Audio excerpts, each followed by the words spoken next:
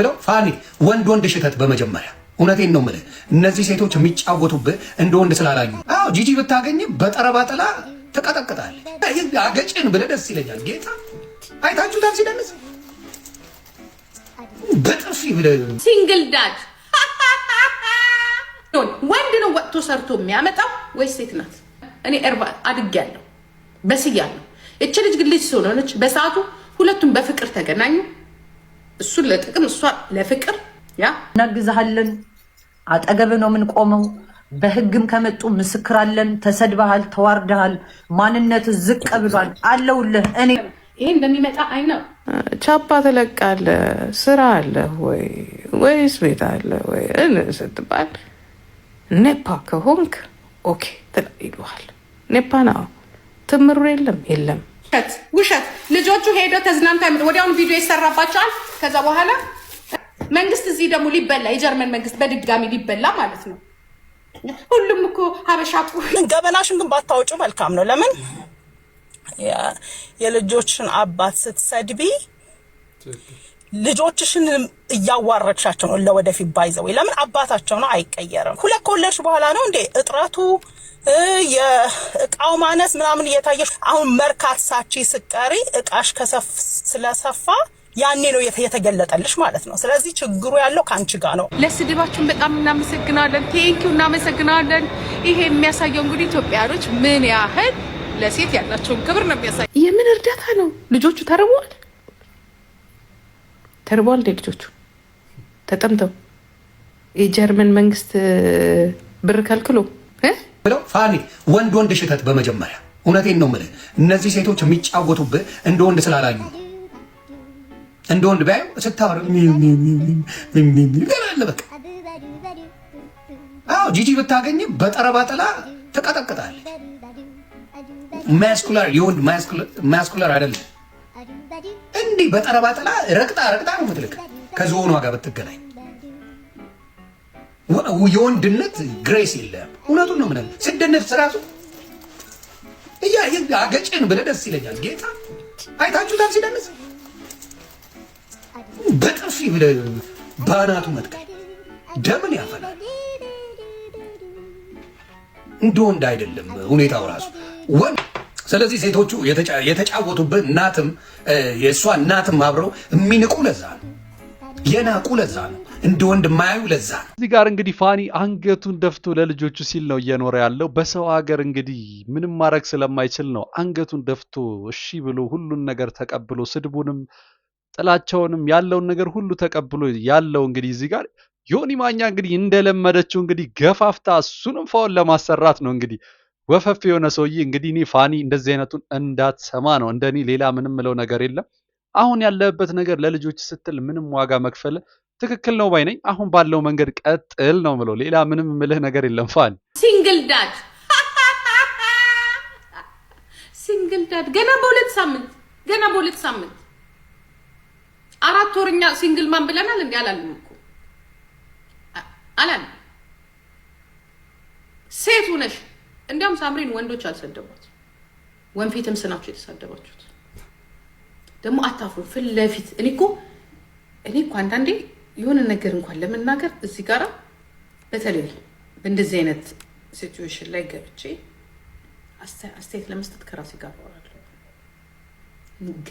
ግዳይም ሁሌ ከተበደለ ጋር መቆም ወንድ እንኳን ቢበደል የኛ ጉዳይ ሳምሪ መሆን አለመሆኗ ሳይሆን እዚህ ጋር እኛም ልክ አንቺ እንደምትዩ ጂጂኪያ ከእውነት ጎን መቆማችን ነው እንጂ የፋኒና የሳምሪ ጉዳይ ስለሆነ ወይም ሴቶች ወይ ወንድ ስለሆነን አይደለም። እንደኔ እንደዛ ነው ማስበው። ወንድ ነው ወጥቶ ሰርቶ የሚያመጣው ወይስ ሴት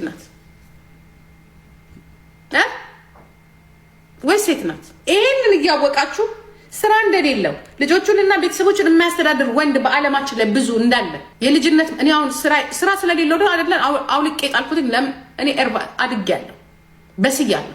እቺ ልጅ ግን ልጅ ስለሆነች በሰዓቱ ሁለቱም በፍቅር ተገናኙ። እሱን ለጥቅም እሷ ለፍቅር አብረን እናድጋለን አብረን እንማራለን ስል ጭራሽ የመረጠችው ምርጫዋ የሆነው ማን ነው?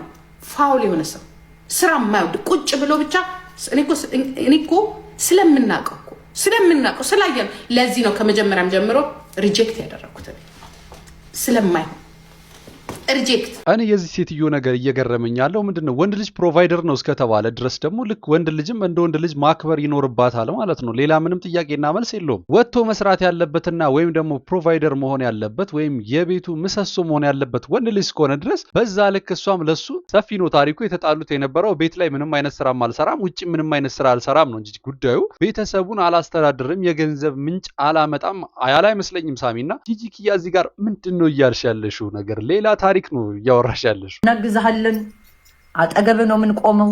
በህግም ከመጡ ምስክር አለን። ተሰድበሃል፣ ተዋርደሃል፣ ማንነት ዝቅ ብሏል አለውልህ። እኔ ለምስክርነት አንደኛ ነኝ። ላንተ ልጆቼን ኢንሳይ አንደኛ መጥቼ መሰከርላለሁ። ፋኒ በዚህ አጋጣሚ ልንገርክ፣ እኔና ጅቦን ከጎንነን አለን፣ አብረን እንቆማለን በየትኛውም ነገር ላይ።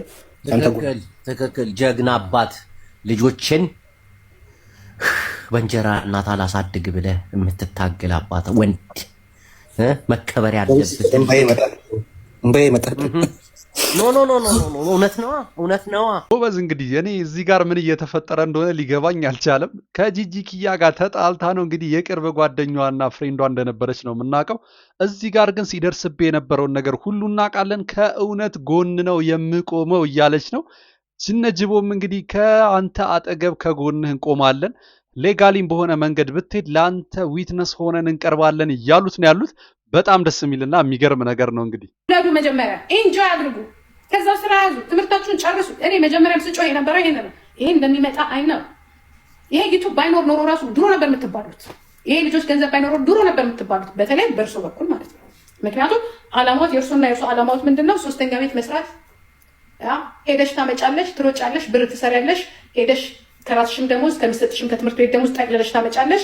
ከዛስ ጭራሽ ይሄንን የሚያክል ቤት ክራይ፣ ይሄንን የሚያክል ቤት ክራዩ ራሱ ምን ለቪዲዮ ዩቱብ ሊሰራ ሊበላ፣ ቤት ተከራየ፣ መኪና ገዛ፣ ክሬዲት። መጀመሪያ ቁጭ ብሎ ጭንቅላት ያለው ሰው ያስባል፣ ጸባዩን ያሳምራል። ምን አይነት ምቀኛና ነቀዝ የሆነ ሴትዮ ነች! ይሰሩ በነበረው ነገር ራሱ ትንጨረጨር እንደነበረ ነው እዚህ ጋር በግልጽ እያሳየች ያለችው። በጣም የሚገርም ነው። ቻፓ ትለቃለ፣ ስራ አለ ወይ ወይስ ቤት አለ ወይ ስትባል ኔፓ ከሆንክ ኦኬ ይሉሃል። ኔፓ ነው። ትምሩ የለም፣ ትምህርት የለም፣ ስራ የለም።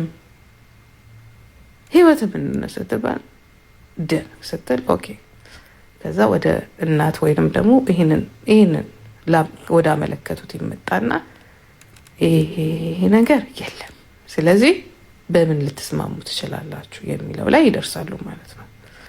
የመጀመሪያው ዲሲሽን ታሳድጋለህ።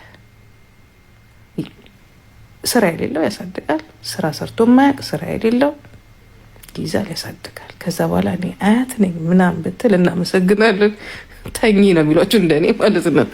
አንድ እሱ ነው። እኔ አለው እኔ እችላለሁኝ በምትልበት ሰዓት እኔ አያታቸው ነኝ በምትል ሰዓት የተሰጣት የሪጀክሽን ወይም ከመንግስት የሰጣት ምላሽ ነው እየተናገረች ያለችው። እንግዲህ ፋኒ እዚህ ጋር ልጆቹን አላሳድግም አላለም። ልጆቹን ያሳድጋል። በምንም አይነት መንገድ ምንም አይነት ዋጋ ከፍሎ ልጆቹን ማሳደግ ይችላል። እንደ አባት እስከ ጥግ መከፈል ያለበት ሁሉ መስዋዕትነት ሊከፍል ይገባል። እሱም ለዚህ ፍቃደኛ ነው። እንግዲህ እንደ ሳምሪ አይደለም። ውሸት ልጆቹ ሄደው ተዝናንታ ወዲያውኑ ቪዲዮ ይሰራባቸዋል። ከዛ በኋላ አሃ ለመሸቀያ ነው። ኦኬ ለመሸቀያ ከሆነ ደግሞ ጠቅልሎ መውሰድ ነው እንጂ እኮ እኔ ከመጀመሪያውም እኮ መምጣት አልነበረብኝም እኮ መናገር እኮ ይቻል ነበር። ገባችሁ? ግን እኔ መጣሁት ሰላም፣ አትሊስት ችግራችሁን በሰላም ተነጋግራችሁ አይደለም። የሱቁ ነገር እንዴት ሆነ? የሱቁ ይቆጭሻል። የሱቁ ጉዳይ ሰው ተጣልቶ ልጅ ብሎ መጥቶ ስለ ሱቅ ታወራለህ። በኋላ ይቆጭሻል። 9 ሚሊዮን ብር ነው ብንከፍል ይሻላል። ክፈል፣ ይሄንን ሽጪ፣ የቤቱን እንዴት ነው ይሄ ልጆቹ የሚኖርበት ኪችን እንደዚህ ይባላል? ተነጋገር ከሷ ጋር። ጭራሽ ሌላ ዕዳ ከ15,000 ዩሮ ዕዳ ሌላ ዕዳ መንግስት እዚህ ደግሞ ሊበላ የጀርመን መንግስት በድጋሚ ሊበላ ማለት ነው። ሁሉም እኮ ሀበሻ እኮ ሁሉም ሀበሻ እኮ ቢጣላ ይኖራል። እኔ በእንደዚህ ልስጥ የለም፣ እንደዚህ አይነት ወንጀል አይሰራም። ከዚህ በኋላ አይሰራም። ድሮ የተሰራው ወንጀል ይበቃል። ደፋር ዝም ማለት እኛ እኔ መሰለኝ ደግሞ ምንድነው እግዚአብሔር ምስክሬ ነው። በቃ ሄዱ ደግሞ እንደዛ ነው 50-50 ነው። እኛ ራሳችን እየመረጥን ነው እንዴት ይሻላል። አትሊስት አንተ ሸፋፋ እኔ እንደውም እግዚአብሔር ምስክሬ ነው ሌላ ነው ያሰብኩት፣ ግን አይቻልም። በቃ ኮንትሮል ትደረጋላችሁ። አይቻልም።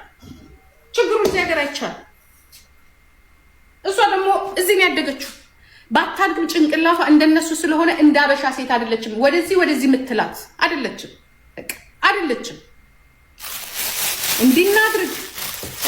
እንዲናድርግ አይቻልም። ሰው በዚህ ልክ እንዴት በገዛ ልጁ ይቀናል? በገዛ ልጁ እንዴት በዚህ ልክ ይጨረጨራል? በፈጣሪ ምንድነው ግን እንደዚህ በዚህ ልክ ያደረጋት? ስለተባረራችሁ ማንም ግዴላችሁ 9 ሚሊዮን ብር ስለከሰራችሁ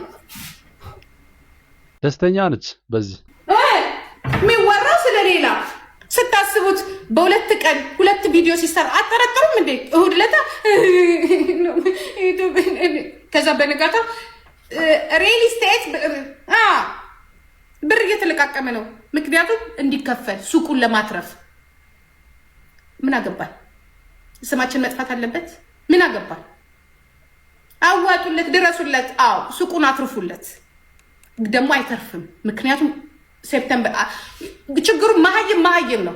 ወረቀቱ የተላከው ከ2 ወር በፊት እሱ ያየው አሁን ምን አይነት እንግዲህ ተምች የሆነ ሴትዮ እንደሆነች አላውቅም። በዚህ ነገር ይሄንን አሰነካክላ ወይም አወሳስባ ሱቁ ወይም እዚህ የገዙት ሪል ስቴት ፌል እንዲያደርግባት ፈልጋለች እና በጣም በሚገርም ሁኔታ ነው እቺ ሴትዮ እየደነቀችኝ ያለችው። በዚህ ልክ ልጅቷን ገዝግዛ ለመጣል የምትሄድበት ርቀት በጣም የሚደንቅ ነው። ገበናሽን ግን ባታወጩ መልካም ነው። ለምን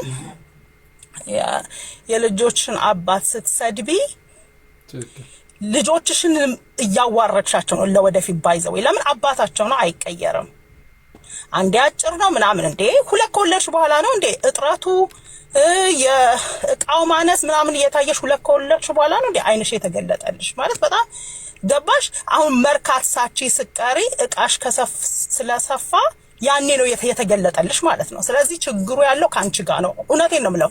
የአንዳንድ ሴቶች እቃ ወደ ቦታው አይመለስም ከወለዱ በኋላ። ስለዚህ ችግሩ ያለው ካንቺስ ቢሆን በ2 ወር አንዴ ካላረገሽ ችግሩ ያለው ወይ ካንቺ ይሆናልና እሱንም አስቢበትና ግን ዋናው ነገር ይኸውልሽ አንዴ ልጅ ከወለድሽ በኋላ የልጆችሽን አባት እዚህ መተሽ ብታዋርጂ ነገ ለልጆችሽም መሰደቢያ ነው የምታተርፊውና ሞኝ አትሁኚ።